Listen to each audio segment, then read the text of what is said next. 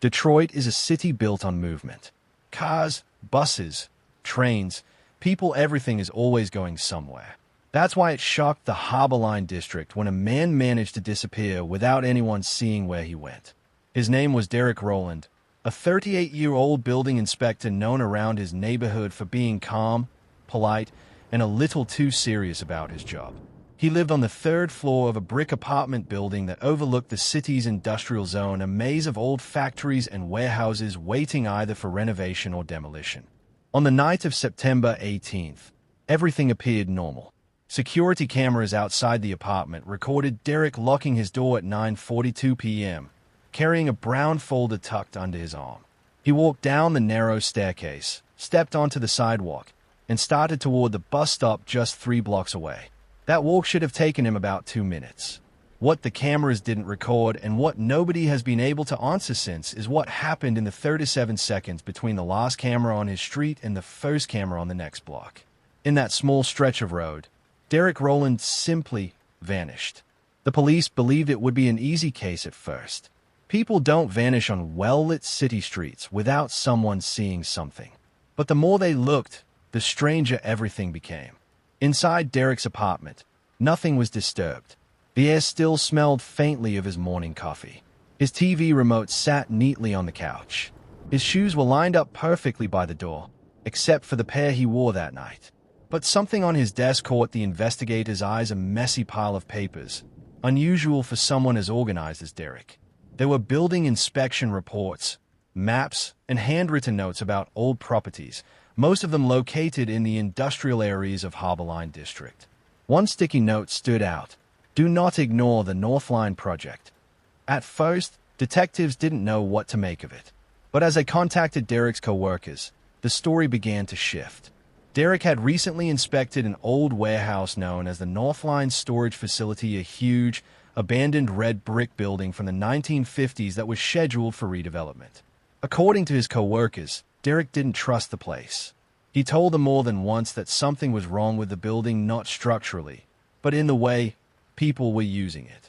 One colleague remembered Derek saying, "Someone's using that warehouse at night, and they are not supposed to." Police went to check it out. The front of the building was boring and old, just like any abandoned warehouse. But the inside told a different story. In the dust that coated every floor, officers found multiple sets of fresh footprints. The air smelled faintly of something warm, like a generator that had recently been running.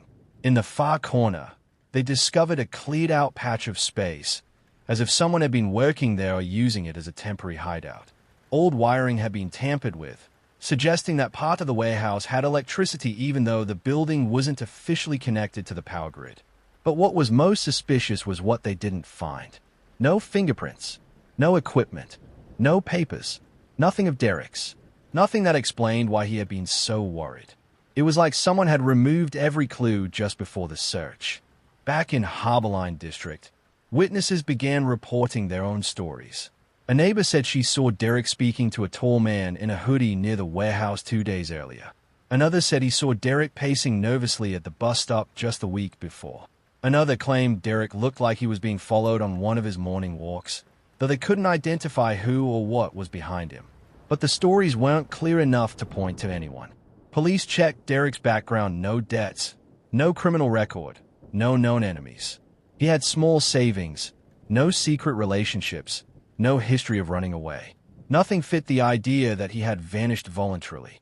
Then, a week after the disappearance, something strange happened. Derek's sister received an email from Derek's account. It contained only 8 words. "Stop looking for me. Stay out of North Line." Investigators immediately traced the email. It had been sent from a public library computer across the city. Security footage showed someone sitting at the computer, but they wore a hat, a mask, gloves, and kept their head down. The person's height and build didn't match Derek's exactly, and the writing style didn't match his either. It was too short, too direct, too unlike him. Someone was impersonating him. Months passed. The case grew cold. The media stopped covering it. The locals kept whispering, but fewer people believed it would ever be solved.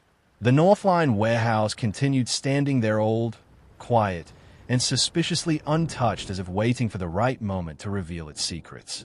Then, Nearly a year later, a clerk at the municipal records office noticed something odd while organizing old files. A folder had been placed in the wrong drawer, mislabeled with a random property code. Inside that folder were handwritten notes in Derek's writing. They were part of an inspection report for the Northline warehouse, a report that had never been submitted officially. Derek wrote that the warehouse had unauthorized activity almost every night. Truck engines were heard behind the building even though the lot was closed. Someone kept entering through a back gate that wasn't listed on any blueprint. The ownership records for the building had changed multiple times in 2 years, each time through a shell company with no clear address. At the bottom of one page, written in darker ink, were the words, "If something happens to me, start with Northline." This discovery forced the police to conduct a second, deeper investigation at the warehouse. But by then, everything suspicious they had seen before was gone. The footprints had been swept away. The cleared-out space in the corner had been filled with debris. The wiring that had been tampered with was now perfectly restored to how it should have been. It was clear someone had returned to the building and wiped the place clean. 2 more years passed, and the case remained unsolved. Derek's apartment was eventually rented out again. His name faded from the news. Only the people of Harbor Line still whispered about him, the man who walked out one night and never returned. Then, in what seemed like pure coincidence, the city upgraded its surveillance system in the district. While testing old footage against the new network, a technician found a camera that hadn't been included in the original search. It faced a small road behind the Northline warehouse. The detective assigned to review the findings immediately noticed something on the night of September 18th. At 9:44 p.m., a dark van was parked behind the warehouse. Its headlights were off, but the engine was clearly running. At 9:45 p.m., someone appeared briefly in the shot. Someone dressed exactly like Derek, same jacket, same pants, same folder under their arm. But the walk wasn't quite right. The posture was stiff, too controlled, as if the person was trying to imitate him. 30 seconds later, the van pulled off into the night. Police never identified the van. They never identified the impersonator. And they never found any other footage of Derek from that night. Not a single trace of what really happened. The Northline warehouse was demolished a year later. In its place now stand modern apartments, glass windows, steel balconies, and neat landscaping. Whatever secrets the old building held are either gone, buried, or sitting in some forgotten file waiting to be found again.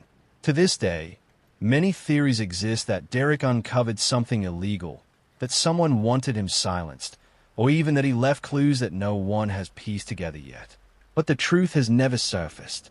All that remains is the memory of the man who walked out of his apartment on a normal night in September and became part of the case that vanished without a trace. The case that vanished without a trace.